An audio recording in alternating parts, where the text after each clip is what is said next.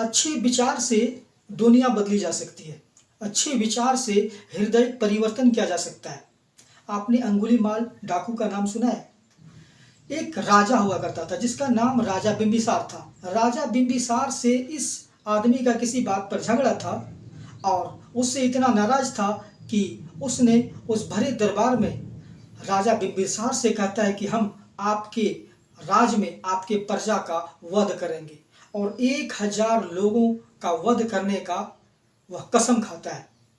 चूंकि यह अंगुलीमाल अनपढ़ था तो 1000 लोगों का वध करने का गिनती कैसे रख पाता। तो उसके लिए उन्होंने एक युक्ति निकाली। जिस आदमी का वध करता उसका एक अंगुली काट कर अपने गले में पिरो लेता। इससे उसके गले में अंगुलियों की एक माला सी बनती जा रही थी, जिसकी वजह से लोगों ने उसका नाम अंगुलीमाल डाकू रख दिया। अब लोग अंगुलीमाल से इतना डरते, इतना खौफ खाते, राजा बिंबिसार का पूरा प्रजा त्राहिमाम त्राहिमाम करता और डाकू अंगुलीमाल एक जंगल में चला जाता है और उस जंगल की ओर जो भी लोग आता उसका वध कर देता, उसको तलवार से गर्दन काट दिया करता और उसकी एक अंगुली को अपने गले में डाल लेता। लोग काफ़ी डरने लगे। जिस जंगल में अंगुलीमाल रहा करता उसके अगल बगल भी जाने से लोग डरते। अब राजा बिंबिसार चिंतित रहने लगा, अपनी प्रजा को लेकर के काफ़ी चिंतित रहने लगा। यह बात जब राजा बिंबिसार के गुरु महात्मा बुद्ध तक पहुंची तो महात्मा बुद्ध खुद राजा बिंबिसार से मिलने आता है, और जब राजा बिंबिसार अपने गुरु को राज दरबार में आता देखता है तो उसके कदमों पे जाके गिर जाता है और कहता है कि महात्मा गुरुजी मुझे बचा लीजिए, क्योंकि हमारी प्रजा त्राही त्राही कर रही है।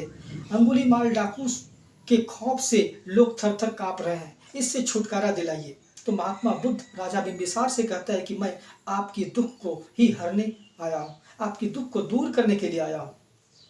और फिर महात्मा बुद्ध राजा बिंबिसार से विदा लेता है और फिर निकल पड़ता है उस जंगल की ओर जिस जंगल में डाकू अंगुलीमाल रहा करता था। जैसे ही महात्मा बुद्ध उस जंगल की ओर पहुंचते हैं तो राजा की ओर से जहाँ से जंगल शुरू होता था उसके बॉर्डर पर एक पहरेदार बैठा दिया करता था, ताकि उधर जो भी लोग उस जंगल की ओर जाएं तो उसे सचेत कर दें कि इस ओर ना जाएं, इधर अंगुलीमाल डाकू रखता है। इधर महात्मा बुद्ध जैसे ही उस जंगल की ओर जाने लगे तो वह पहरेदार उसे रोकता है और हाथ जोड़ करके खड़ा हो जाता है और महात्मा बुद्ध से कहता है कि महात्मा मैं तो जानता हूँ कि आप जैसे महात्मा का यह डाकू कुछ नहीं कर सकता, लेकिन मेरी जो कर्ता बुद्ध उसे गले से लगाता है और कहता है कि शिष्य अंगुलीमाल को मेरी ज़रूरत है, इसलिए मुझे जाना ही पड़ेगा। और जंगल की ओर जाने लगते हैं। आहिस्ता आहिस्ता महात्मा बुद्ध जंगल की ओर बढ़ने लगते हैं। कुछ ही दूर चला होगा कि एक भारी भरकम आवाज़ सुनाई देता है, ठहर जा। महात्मा बुद्ध को लगा कि वही अंगुलीमाल डाकू है जो बुला रहा है। यह अपने मन में चलते रहे, नहीं रुके, चलते रहे। कुछ दूर चलने के बाद फिर वही डरावनी और जोरदार आवाज़ आती है, ऐ आने वाले शख्स ठहर जा। महात्मा बुद्ध मुस्कुराए और बोले, बेटा तू बोल ले, मैं तेरे लिए ही आया हूँ, तेरी काम तमाम करने के लिए ही आया हूँ। फिर भी नहीं रुके, महात्मा बुद्ध चलते गए। और इधर अंगुलीमाल क्रोध से भरपूर वह सोच रहा है कि यह कौन आदमी है जो मेरे नाम से बिल्कुल नहीं डर रहा है। मेरे सामने आने वाले व्यक्तियों की खिखी बंध जाती है, और ये कौन आदमी है? क्या शायद बहरा है जो मेरी बातों को नहीं सुन रहा है? झाड़ियों को चीरता हुआ विकराल शरीर को लेकर के महात्मा बुद्ध के सामने खड़े हो गए और नज़र से नज़र मिला करके बातें करने लगे।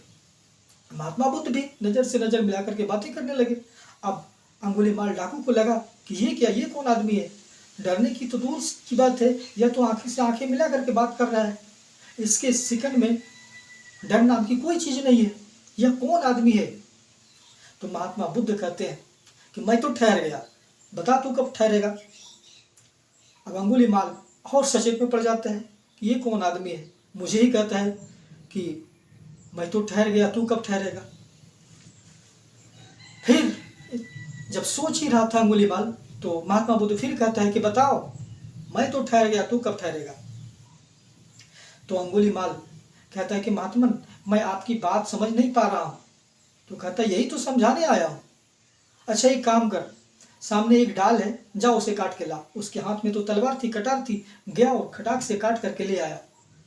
बोला कि ठीक है, काट करके तो ले आया, अब जा करके जहां से काटा वही जा करके लगा। बोलता है कि महात्मन ये कैसे हो सकता है, जो एक बार कट गया क्या हुआ, जोड़ा जा सकता है। तो बोला कि मैं तो वही कह रहा हूं, 999 को काट डाला, एक को जोड़ के तो दिखा। ऐसा कहा जाता है कि 999 जब इन्होंने वध कर चुका था, तो कभी छुप छुपाते हुए उसकी माँ, अंगुलीमाल की माँ भी जंगल में मिलने आया करती थी। लेकिन जब से 999 का आंकड़ा इन्होंने पार कर लिया, तो उसकी माँ भी आने से डरने लगी कि कहीं 1000 का नंबर पूरा करने के लिए मेरा भी ना वध कर दे। तो महात्मा बुद्ध वही कहने लगे कि तूने 999 को वध कर डाला, एक को जोड़ करके तो दिखा, इतना सुनना था। तो अंगुलीमाल उसके कदमों में गिर गए और बोला कि महात्मन, मेरी आंखों के सामने अंधेरा छाया हुआ है, मुझे उठा लीजिए। और फिर महात्मा बुद्ध उसे उठाते हैं, उनकी कटार को दूर फेंकते हैं और उसे गले लगा के अपने शिष्य बना करके महात्मा बुद्ध आगे आगे और डाकू अंगुलीमाल पीछे पीछे हो लेते हैं। और फिर बौद्ध धर्म को अपनाता है, बुद्धम शरणम गच्छामि करते हुए लोग महात्मा बुद्ध के पीछे पीछे जाता है।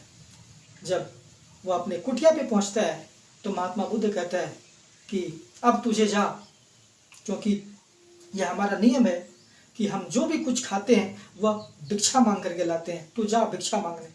अब यह अंगुलीमाल, जिसके डर से लोग घरों से नहीं निकलते थे, एक कटोरा लेकर के लोगों के सामने जाता है और भिक्षा मांगता है। तो लोग उसे पत्थर से मारते हैं, पत्थर मारने के बाद उसे लहूलुहान कर देता है। जब वापस महात्मा बुद्ध के पास आता है और कहता है कि, तो महात्मा बुद्ध पूछता है कि क्या तुम्हें दर्द हो रही है। तो कहा दर्द अब काहे का, दर्द तो शरीर को होता है, दर्द तो शरीर को हो रहा है, आत्मा तो आपके पास है। इस प्रकार से अंगुलीमाल डाकू का हृदय परिवर्तन एक अच्छे विचार की वजह से होता है।